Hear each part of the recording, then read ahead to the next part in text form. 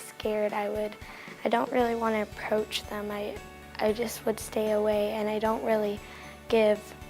Once we decided to partake in the Think Global Act Local initiative, what we did was discuss in detail the 3 priority areas: creating thriving neighborhoods, supporting basic needs and independence, and positioning families for success.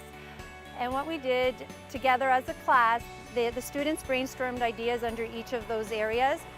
But then honestly, we were stumped because we had too many ideas, and how could you choose just one?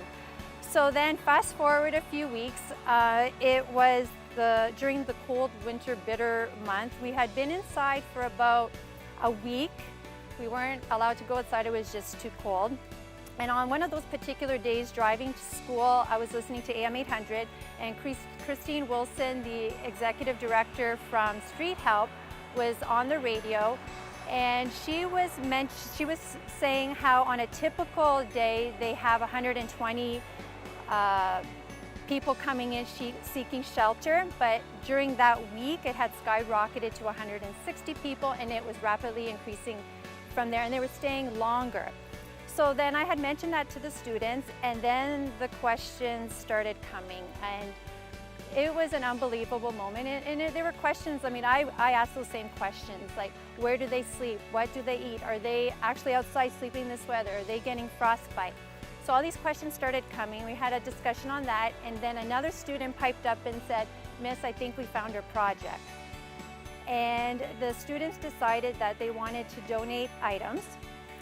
So we made a list of items. They included socks, hats, toiletries, food items, a word search book, pencil. And then for me though, I didn't want to just go out and purchase these items and say, okay, here we go, let's just give them the items. I wanted more of like something that they could reflect on. So instead of going out and purchasing hats, we decided we were going to knit them. After all the items were chosen and it fell within the budget, we were deciding, how should we give these? Should we just give them the items? And then Irene, a student in the class, had suggested, how about we get backpacks? And what was really profound is that she said 2 things. That one, it's something that they will actually own, because they don't really own a lot. So this is something that they can call their own.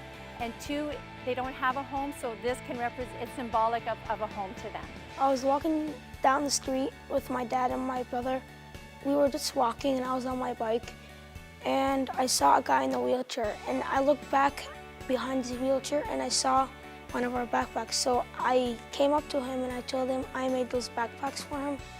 So he was like, "Oh, God bless you, God bless you." And I saw those little tears in his eyes, and he was like, "Thank you, I love those backpacks." But after I did this project, I could feel what they went through, and that I know that I helped an individual, and now if we just work as a community, we can help the rest.